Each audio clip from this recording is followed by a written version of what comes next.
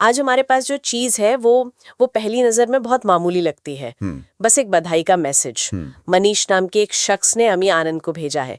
लेकिन जब मैंने इसे पढ़ना शुरू किया ना, तो मैं सच में हैरान रह गई। अच्छा। कि एक छोटे से मैसेज में कितनी कहानियां, कितनी परतें छिपी हो सकती हैं। ये सिर्फ एक मैसेज नहीं, बल्कि एक तरह का सामाजिक एक्सरे है। ये बिल्कुल सही तरीका से देखने का।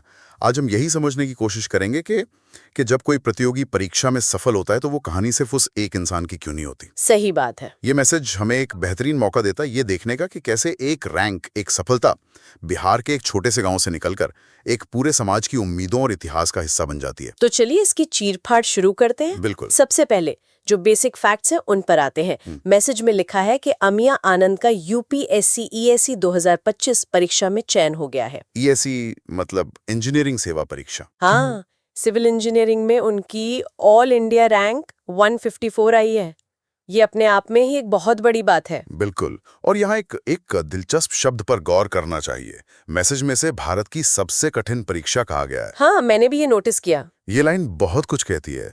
ये सिर्फ एक परीक्षा की कठिनाई नहीं बता रही, बल्कि ये भी बता रही है कि हमारा समाज इन परीक्षाओं को किस नजर से देखता है। हमारे यहाँ मुश्किल परीक्षाओं को पास करना, खासकर यूपीएससी जैसी, सिर्फ एक नौकरी पाने जैसा नहीं है। ये एक तरह से सामाजिक सम्मान हासिल करना है, एक स्टेटस सिंबल। बिल्कुल।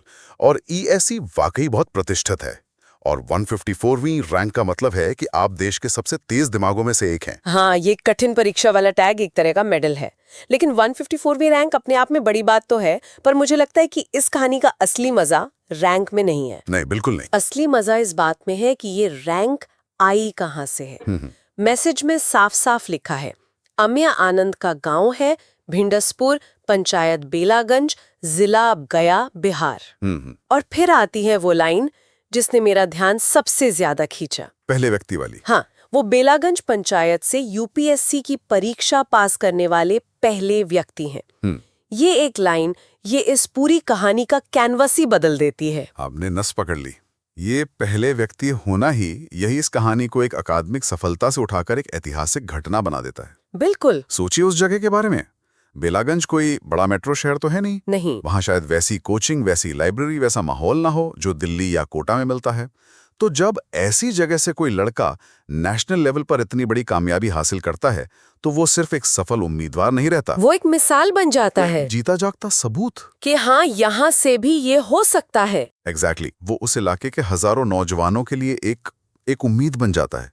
अब तक जो सपना दूर का लगता था, अब वो अपना सा लगने लगता है। अगर अमिया कर सकता है तो शायद मैं भी कर सकता हूँ। हाँ, शायद मैं भी कोशिश कर सकता हूँ। ये एक बहुत पावरफुल साइकोलॉजिकल शिफ्ट है जो एक अकेला सफल इंसान पूरे इलाके में ला सकता है। और ये मैसेज इस बात को हाईलाइट करके उस सफलता के असल मायने बता रहा है। और इसे और असली और जमीनी बनाने के लिए मैसेज में उनके माता पिता का नाम भी दिया गया है, प्रतिभा चंद्र और सुभाष चंद्र। ये छोटा सा डिटेल मुझे बहुत पसंद आया। ये हमें याद दिलाता है कि ये कोई एब्स्ट्रैक्ट सफलता नहीं है। इसके पीछे एक परिवार है, उनका त्याग है, उनकी रात दिन की चिंताएं हैं। ये बहुत जरूरी है।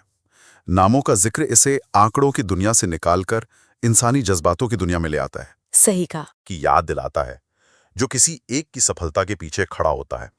माता पिता का सपोर्ट, उनका भरोसा, परिवार की उम्मीदें, ये सब उस 154 रैंक के पीछे की अदृश्य ताकतें हैं।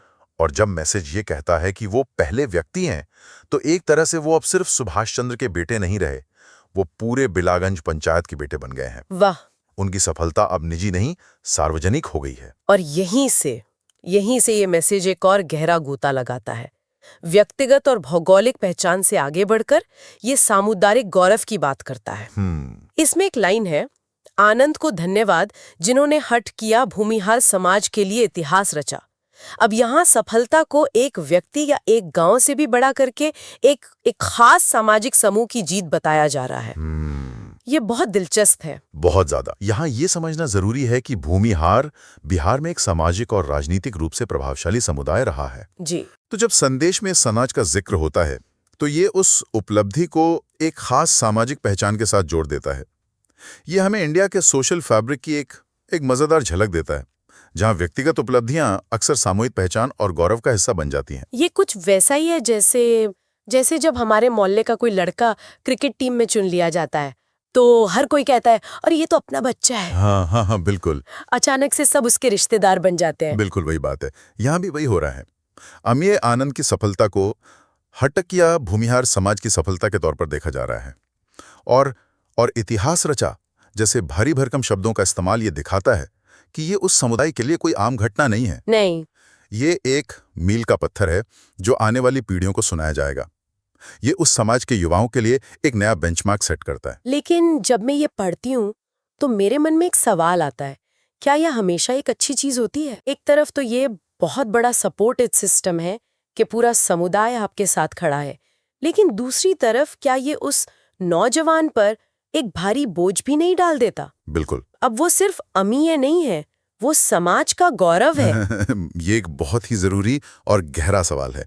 ये एक दोधारी तलवार है। एक तरफ ये गौरव और अपनेपन का एहसास बहुत मजबूती देता है। आपको लगता है कि आप अकेले नहीं हैं, आपकी लड़ाई में बहुत से लोग आपके साथ हैं। लेकिन इसका दूसरा पहलू वही है जो आपने कहा, दबाव। अब अमीय आनंद की हर अगली हरकत को इसी पैमाने पर तौला जाएगा। उनकी हर सफलता समुदाय की सफलता होगी और हर असफलता भी शायद सिर्फ उनकी निजी नहीं रहेगी। सही। तो ये गौरव एक बहुत बड़ी जिम्मेदारी भी है और कभी-कभी ये एक बोझ भी बन सकता है जिससे बाहर निकलना मुश्किल हो। सही बात है। ये सफलता उन्हें एक पहचान देती है, पर शायद उन्हें उस पहचान में कैद भी कर सकती है। खैर, ये कहानी यही नहीं रुकती। ये मैसेज समय में और भी पीछे इतिहास की गहराइयों में जाता है। हाँ। इसमें लिखा है कि ये क्षण हमारे पूर्वजों रघुनाथ सिंह, सत्यनारायण सिंह, नवाब सिंह और मुंशी सिंह के लिए भी गर्व का क्षण है। एक मॉडर्न टेक्निकल एग्जाम की सफलता को सीधे सीधे 4 पीढ़ी पुराने पूर्वजों से जोड़ दिया गया है। ये तो कमाल की बात है। ये सचमुच इस मैसेज का सबसे अनोखा और गहरा हिस्सा है। यहाँ जो हो रहा है वो ये है कि वर्तमान की उपलब्धि को अतीत से आशीर्वाद दिलाया जा रहा है। ये एक तरह का सिंबॉलिक जेस्चर है। जब हम कहते हैं कि ये सफलता पूर्वजों को गौरवान्वित कर रही है, तो इसका मतलब है कि अमेय आनंद सिर्फ अपनी पीढ़ी के लिए सफल नहीं हुए हैं, बल्कि उन सभी पीढ़ियों के लिए सफल हुए हैं जो उनसे पहले थीं और शायद उतना सफल नहीं हो पाई। ये उनकी मेहनत को एक कालातीत, एक टाइमलेस महत्व देता है। मतलब ये कि उनकी सफलता से सिर्फ भविष्य नहीं संवर रहा है, बल्कि अतीत को भी एक तरह का सुकून मिल रहा है। बिल्कुल। ये बताता है कि हम अपनी जड़ों से, अपने इतिहास से कितना जुड़े हुए हैं। आजकल की दुनिया में, खासकर पश्चिमी देशों में, सेल्फ मेड इंसान का बहुत बोलबाला है। हाँ, मैंने ये अकेले किया, अपनी मेहनत से किया। लेकिन ये मैसेज उस सोच के ठीक उलट एक दूसरी दुनिया दिखाता है। ये कहता है कि कोई भी सेल्फ मेड नहीं होता।